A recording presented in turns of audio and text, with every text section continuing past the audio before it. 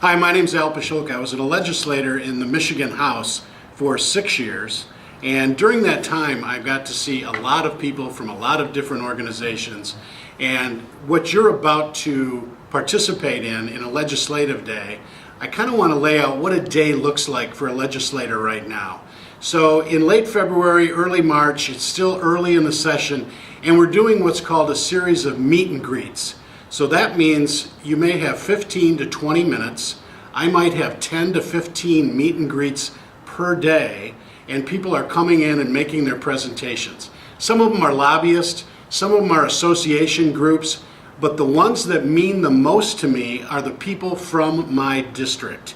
So it really doesn't matter if where you're from. If you're from the district, that means a lot more to me than someone who's from Lansing or Detroit or representing a particular group that's coming in to see me. And yes, I'm going to take a meeting. And my position was I wanted to talk to everybody. And I think most legislators take the whole notion of serving in the legislature as a great learning opportunity. You're going to learn lots of things from lots of different people. But what will have the most impact on you are the people from your district. And it really doesn't matter what committee you're on or what issue that you may be dealing with. I would say 60 to 70% of your time is spent on education or school-related things. So that's why the meeting that you're going to have in that legislator's office, he or she will be very engaged in what you have to say.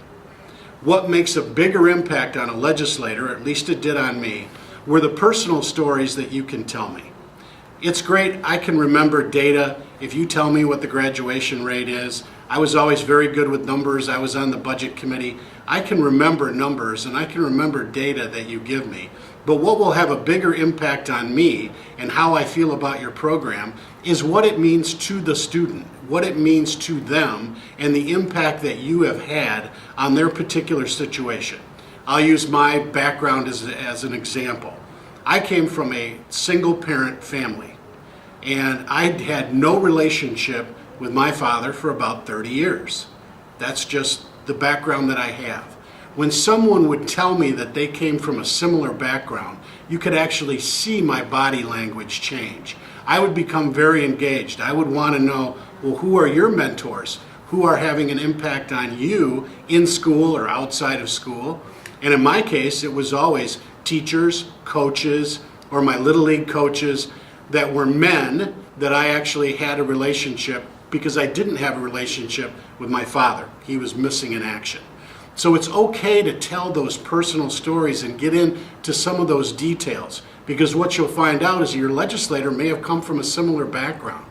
We come from all over the state, and if you look at folks from where they come from, it really is kind of accurate to say that they do represent their district. I'll give you a for instance. Folks that come from northern Michigan, a lot of them care about the outdoors. A lot of them care about natural resources or hunting and fishing. They seem to be really engaged in those types of issues. And then if you get people from southwest Michigan, some of them care about agricultural issues or energy issues because we've got a couple of nuclear plants.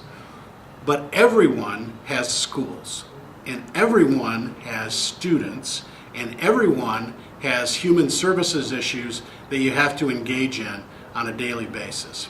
So as you take these meetings, and as you come into the legislators' offices, don't be afraid to tell them a personal story. Don't be afraid to tell them, hey, here's the impact that JMG has had on my life. Here's where I might be if I didn't have JMG. Because one of the questions that I would ask students when they would come to see me is, okay, let's say this program went away. What happens? I want to know the impact. I want to know the consequences that such an action would take.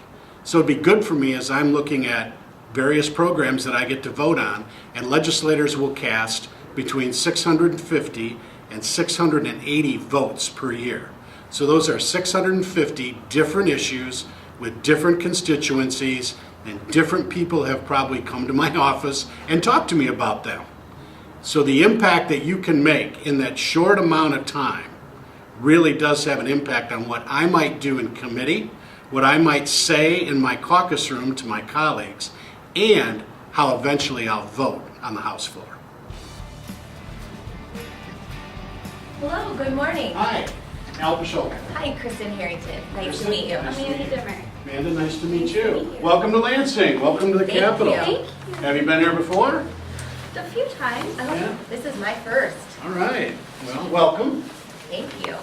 So these are the big fancy offices they give us. You know, once you get elected, you get a big fancy office. So, They're very nice. so here we are. So what can I do for you? Well, thank you so much for having us. Hopefully you've heard that it's State Legislative Day for Jobs for Michigan's graduates, and we're really exciting. Our young people are here in Lansing meeting with legislators, and of course, we're down from the Benton Harbor area with Connexus Group in your district, and just wanted to take today to educate you a little more on Jobs for Michigan's graduates programming and some of what we do for young people. I know a little bit about it, but I'm not sure what a day for JMG would be in a school. I'm not familiar with what that might look like. Yeah, well, Amanda might be the best person to tell you more about what that looks like from the student perspective. Yeah. So I joined JMG my junior year of high school. Freshman and sophomore year were a bit difficult for me. I had external factors going on at home, and it kind of made me struggle in my classes.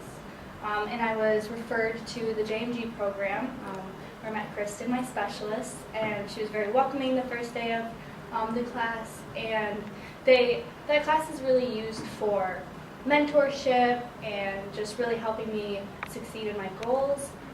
You say you were referred. I mean, who referred you? Was it a teacher? Was it a counselor? Or? Yeah, one of our counselors and the administrative assistant recognized that I was struggling and had talked to me a few times about what was going on and referred me to the program for further assistance and mentorship. So you mentioned goals. So what are some of your goals? Yeah. What do you want to do with yourself? What do I want to do? So, starting out high school, I really enjoyed doing my friends' hair. I really liked just talking and being friends with them.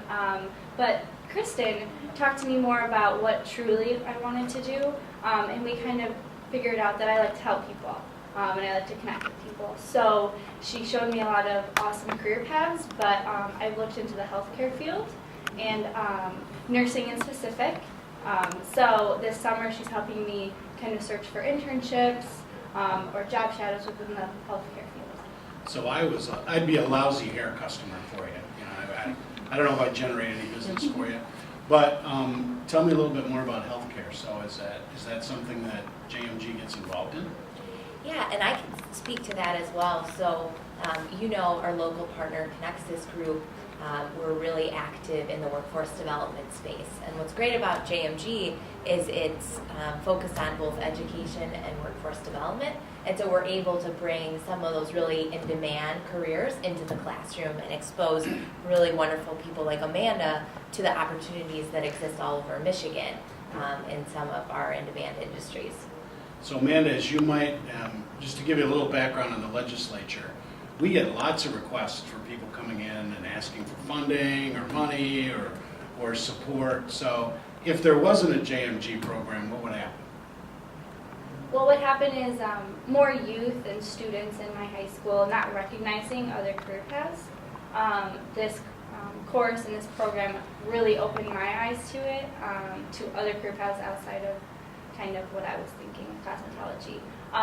So I imagine it would really reduce the number of students looking for different career paths and looking for different plans to do after high school. I guess I'm wondering why we aren't just doing this in school anyway. Yeah, that's a great question, and we certainly would be in favor of more and more support from the legislator to support even more programs like ours. I know at Benton Harbor High School, where we're from, there's already 2 programs, but we could see this being beneficial for the whole school. And so our organizations would love to work with the Michigan legislature on any opportunity to continue to grow programming. So is that what's really holding things back? There's probably not enough funding to meet the need, or? Yeah, funding, like anything, is always a big issue for our programs. And fortunately, we've been able to work really closely with the legislator in the years past to identify funding, and we're looking to continue to do the same into the future. So you mentioned that you had some sort of barriers, so what were those? Yeah, so I was raised by a single mother, and she worked very hard, but sometimes she was not able to be home to do the support things through homework and stuff like that. So Kristen, my specialist, really filled that space for support and mentorship with academics and really just life.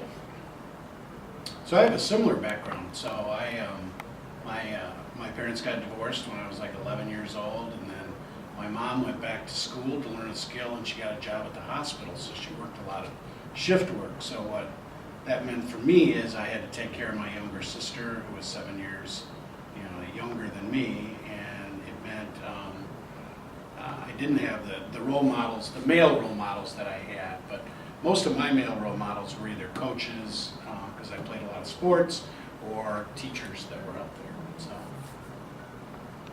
Absolutely, and that role model piece is really the thing that makes JMG so successful. So thank you. Yeah. Thank you. Thank you for your time. I did want to let you know that we've brought a folder in for you. It has some good information on the program. We've also included Some in great there. results. Yeah. Some great results here. Yeah. Fantastic results, 97% graduation rate last year. But I wanted to call your attention specifically to the one document around the budget that gives you some more information about what we're asking for from the legislator, and there's some contact information on there if you do have any questions. Okay, well, this is great. Again, welcome to the Capitol, and enjoy your day up here. Yeah, thank you so much. Thank you for meeting with us. All right, great. Thank you for your time. See you. Thank you. Good to see you. Good luck. Thank you.